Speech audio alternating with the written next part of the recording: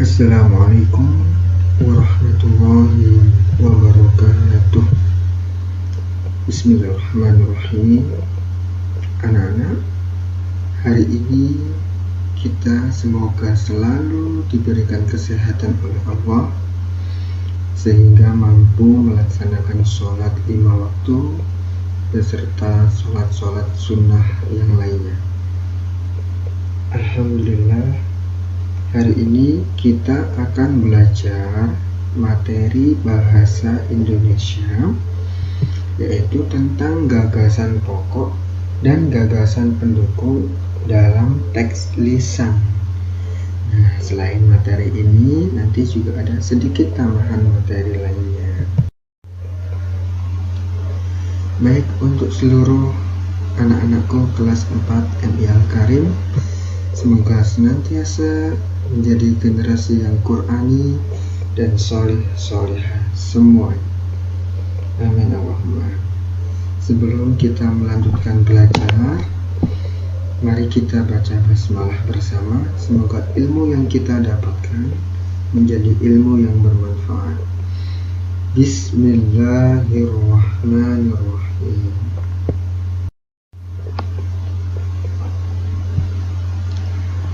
Baik anak-anak, jadi yang pertama ada jenis teks. Untuk jenis teks yang pertama ada teks tulis, yaitu teks yang tersurat atau ditulis. Yang kedua ada teks lisan. Nah, teks lisan ini nanti yang akan kita bahas. Untuk teks tulis itu contohnya ya seperti ada di buku kalian, ada di koran, bahkan di artikel-artikel yang di internet. Semuanya yang ditulis itu namanya teks tulis. Nah, kalau untuk teks lisan, coba kita simak.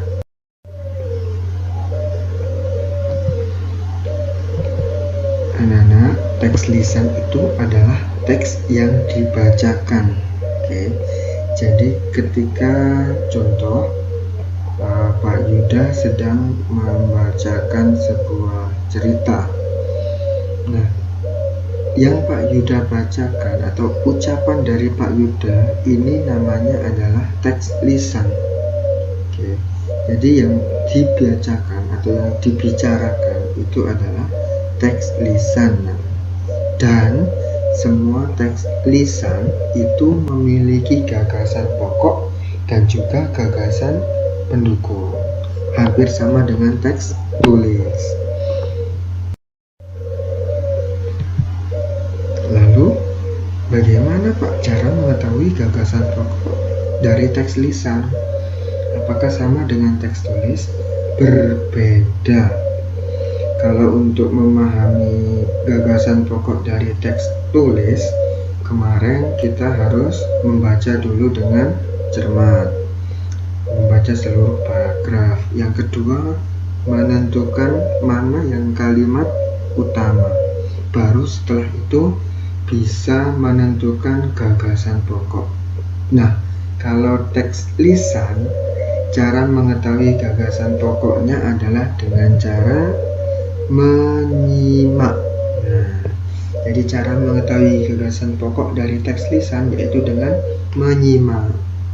Apa itu menyimak? Menyimak itu artinya mendengarkan dengan seksama teks yang dibacakan. Nah, ini ada hubungannya dengan materi akidah akhlak, ada juga materi di PPKN, yaitu ketika ada orang yang bercerita atau ada orang yang berbicara, maka tugas kita adalah menyimak atau mendengarkan dengan seksama. Nah, ketika kita sudah menyimak, maka ada dua manfaat nantinya. Yang pertama, kita bisa menghargai orang yang berbicara. Nah, yang kedua, kita bisa tahu inti dari apa yang dibicarakan atau gagasan pokok dari pembicaraan orang tadi. Nah, inilah fungsi dari menyimak, bisa digunakan untuk menentukan gagasan pokok. Nah, sekarang materi ringkasan. Tentu kita sudah pernah dengar kata ringkasan. Jadi ringkasan itu adalah menulis secara singkat, menulis kembali sebuah paragraf atau teks secara singkat, di mana isi ringkasan itu masih ada gagasan pokok dan gagasan pendukung. Jadi lebih menulis secara singkat dari sebuah paragraf atau teks. Ini namanya ringkasan. Lebih sedikit ya bahasanya. Oke, baik. Setelah kita belajar bahasa Indonesia, kita coba mereview kembali tentang permainan engklek. Ini adalah salah satu permainan tradisional, ya, permainan engklek. Oke, jadi permainan engklek ini pemainnya ada 2 orang sampai 5 orang. Jadi jangan main sendirian, nggak seru. Nah, ini termasuk permainan kelompok. Kemarin ada permainan tradisional individu, ada permainan tradisional kelompok. Nah, permainan engklek termasuk permainan kelompok. Nah, untuk peralatan yang harus disiapkan, yang pertama ada gaco atau pecahan genting.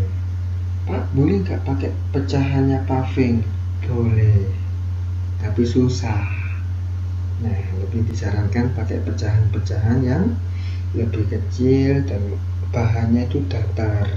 Contoh seperti pecahan ubin, pecahan genting, atau bahan-bahan yang lebih kecil dan datar permukaan. Dan yang kedua disiapkan adalah kapur atau tepung. Nah, ini bisa digunakan untuk garis batas, untuk membuat petak-petak dalam permainan engklek. Nah, selanjutnya cara bermainnya. Nah, bagi yang belum tahu cara bermain permainan engklek, yang pertama ya tentu kita menyiapkan gaco terlebih dahulu.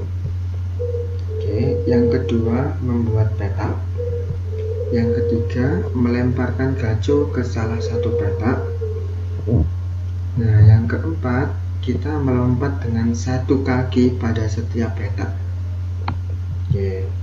Nah, untuk petak yang ada gaconya itu nggak boleh diinjak, jadi harus diloncati, dilewati. Kalau nginjak berarti gagal atau kalah. Yang selanjutnya, pilihlah sebuah petak yang dijadikan sawah setelah menyelesaikan 1 putaran. Jadi kalau kalian gaconya sudah berkeliling ke seluruh petak, kalian boleh memilih 1 petak untuk dijadikan sawah, yang mana sawah itu bisa kalian injak-injak, jadi nggak perlu mengangkat 1 kaki lagi. Dan pemain yang memiliki sawah terbanyak dialah yang ditentukan sebagai pemenang dari permainan engklek. Oke, untuk catatan, jadi permainan engklek itu membutuhkan keterampilan lokomotor. Keterampilan lokomotor itu keterampilan untuk bergerak atau berpindah tempat. Jadi ada keterampilan lokomotor dasar, contohnya kayak berjalan, berlari, dan melompat. Itu contoh keterampilan lokomotor dasar. Intinya lokomotor adalah bergerak atau berpindah tempat. Baik anak-anak semuanya, semoga sedikit yang bisa kita pelajari hari ini, insya Allah semoga bisa bermanfaat. Terima kasih buat semuanya. Wassalamualaikum warahmatullahi wabarakatuh.